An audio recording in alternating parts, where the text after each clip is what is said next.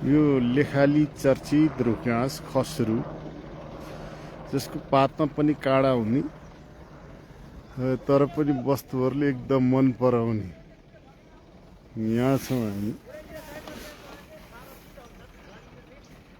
अवस्था के छ भन्दाखेरि गाडी ट्याक्कै चाहिँ नि त्यहाँबाट उक्लिनै नसकेको अवस्था छ।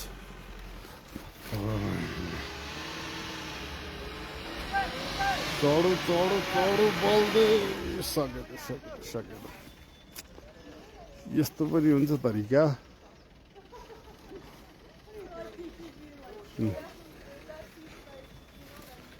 90% टुरिस्ट छन्।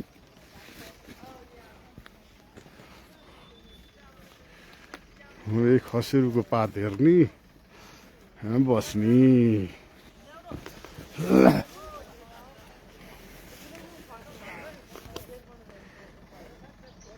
साँच्चै पातमा काँडा हुन्छ।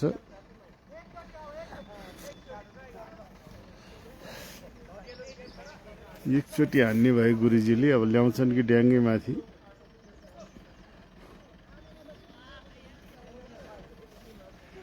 खतरा रोड छ।